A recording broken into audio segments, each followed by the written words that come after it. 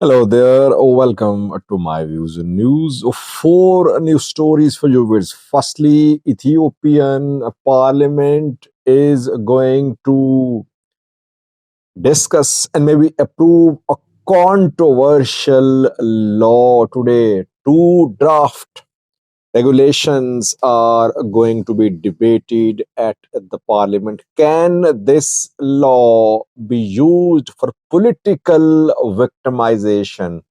Or is it good for accountability and fight against corruption?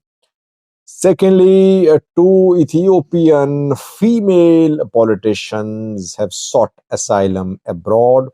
It has been confirmed, it has been in the news for several days. Now, the two politicians themselves confirmed that they won't return to Ethiopia. From which parties are they? In which countries are they seeking asylum? Thirdly, what happened in Chad last night, where armed men tried to seize control of presidential palace in Jamina, Chadian capital. Chad told French forces to leave. It is involved in Sudanese civil war too. Before these three news stories, let's have a look at the first news story, which is about earthquakes in Ethiopia. For the past few days, we have been updating you about uh, continuing earthquakes in Ethiopia. Most of these earthquakes are being recorded in Awash, Afar region, which seems to be the center of these ongoing earthquakes. Tremors are felt in Addis Ababa too. In the last 24 hours, four earthquakes were recorded in Afar, in Fentale, in Awash, and this morning tremors were felt in Addis Ababa. The magnitude of these four earthquakes was 4.5, 4.7, 5.3, and this morning's earthquake's magnitude was 5 on the scale. No significant damage reported in Addis Ababa, though in Afar people are being displaced from their homes. The government confirmed in a statement a few days ago that over 80,000 people have been affected due to these earthquakes. Now, when earthquakes happen, they're followed by eruption of volcanoes. Videos are in circulation from a far region showing eruption of a volcano there uh, at Dofan Mountain. I have this clip for you of Dofan Mountain showing eruption of volcano there. An expert warned a few days ago that the earthquakes in Ethiopia, in East Africa, could rise in magnitude. This expert has been predicting very accurately about earthquakes in Ethiopia. I shared the link to his profile on newsaddis.com. On NewsAddis, I wrote an article about the claim of this expert, and in comment section, I shared the link to the expert's profile. So far, we have not seen any significant damage to properties or any human loss in these earthquakes. But people are worried. They say that the frequency of the earthquakes in Awash around Addis Ababa is rising. Watch the clip from Dofan Mountain, Afar region, where volcano erupted after the earthquake.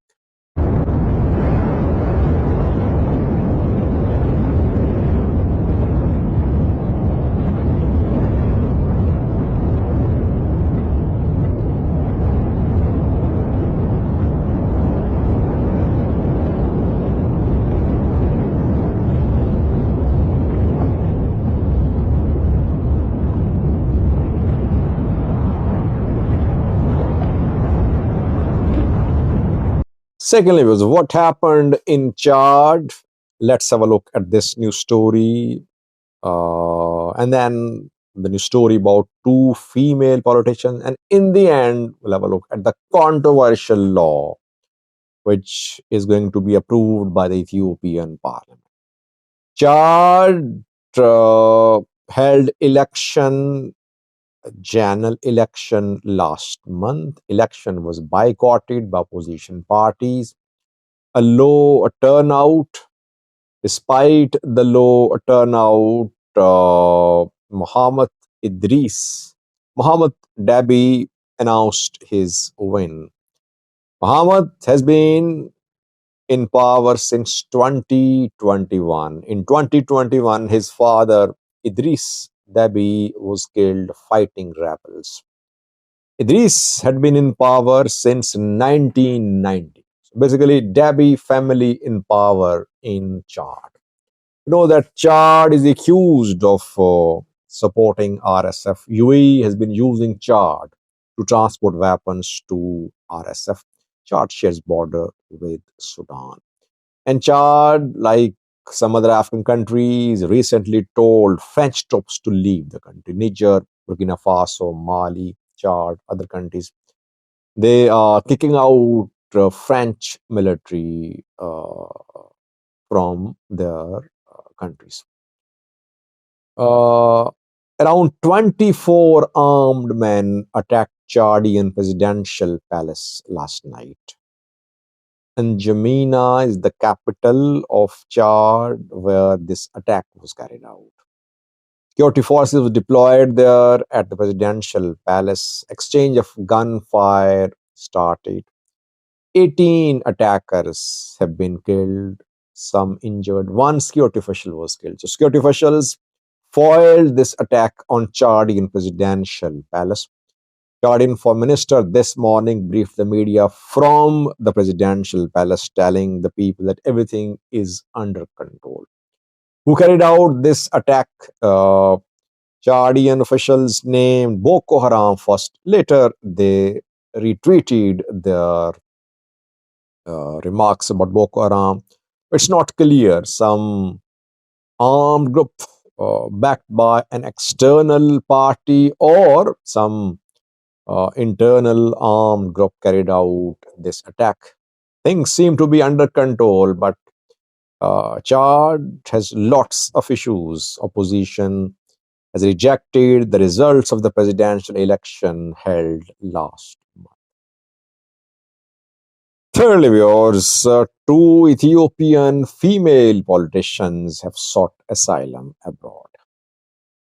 The female politicians were sent to Norway in September to exchange experience.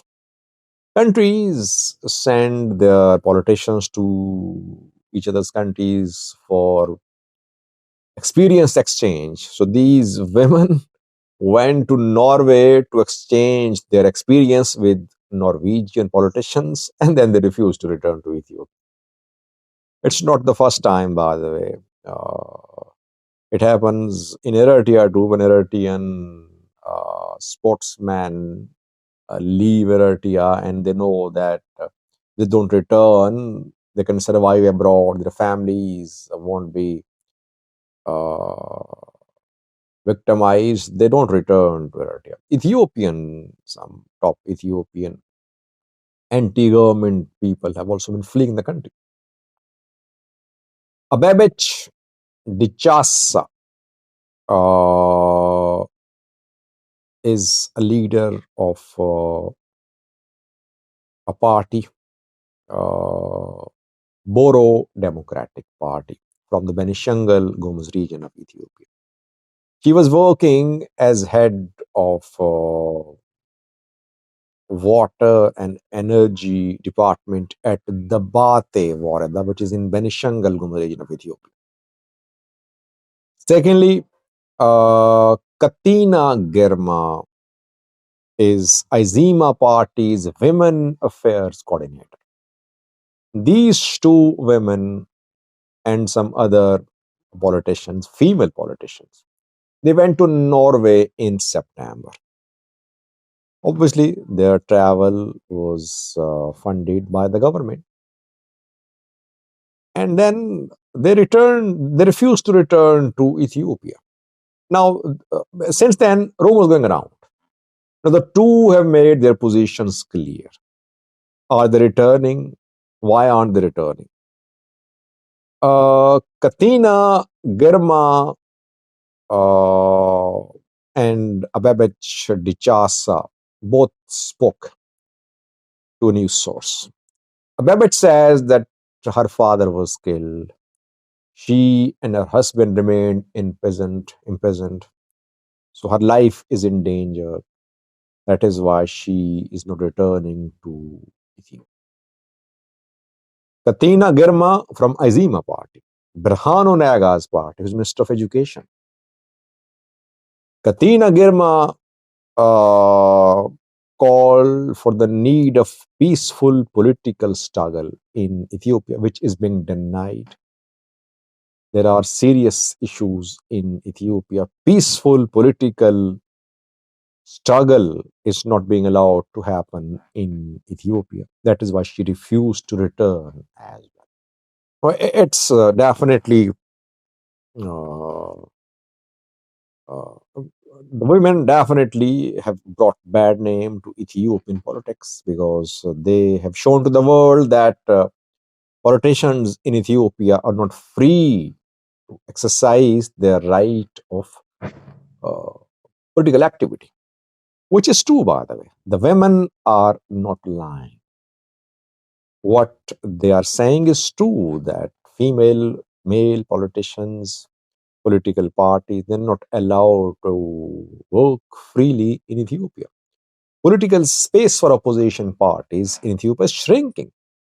Opposition parties have nowhere to go, no forum to seek remedy at. I mean, there is no body in Ethiopia where they can raise their objections. Can they go to a court? Will court provide relief to these political parties? It's not expected. Courts under the thumb of the government. Lastly, viewers, uh, Ethiopian Parliament today is going to debate and maybe approve two laws. Draft regulations have been submitted to the House of People Representatives.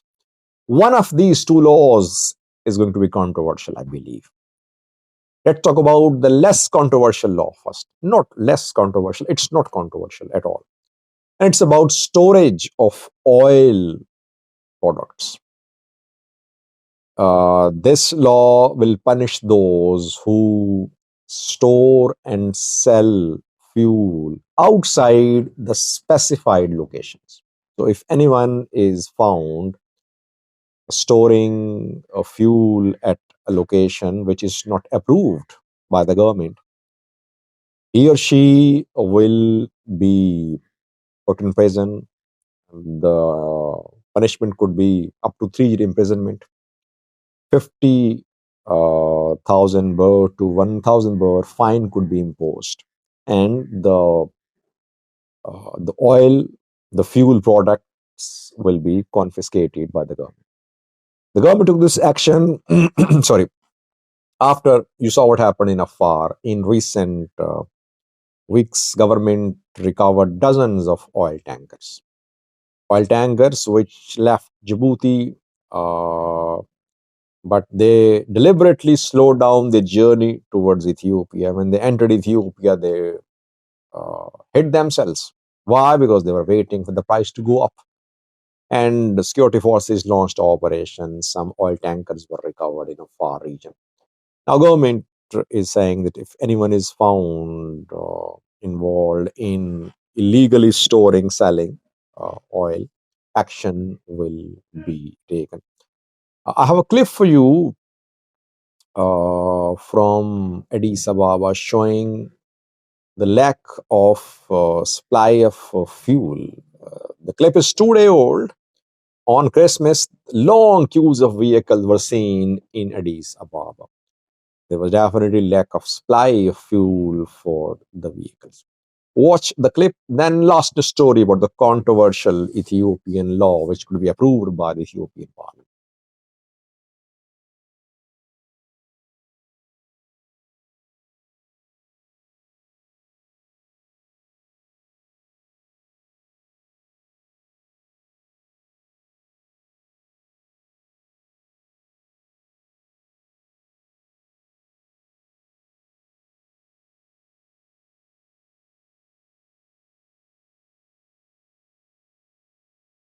Lastly, viewers, Ethiopian Parliament is going to discuss a law today, asset beyond means law, draft regulation, which could turn into a law today. What is this draft regulation about? What could be the objective of having this law approved? Asset beyond means law is not new. It is in force in several countries.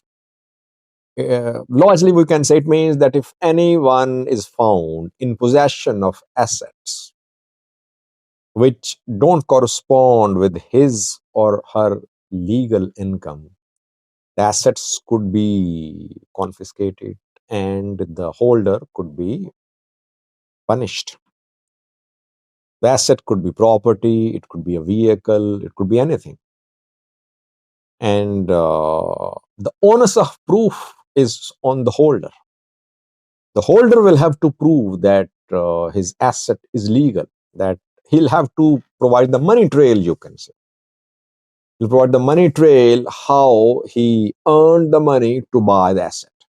If he fails to provide the money trail to a relevant authority, including a court or authority, the asset could be confiscated and the holder could be put in prison. Now, this law definitely is very effective to fight corruption, because the countries which fight corruption, they enforce such laws. But problem in Ethiopia is that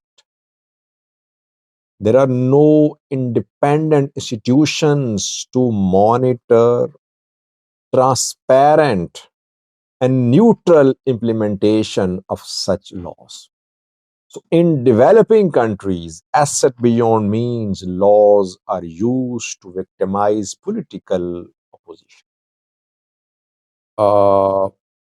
I'm not saying that this asset beyond means law could be used against Johar, but signs are there.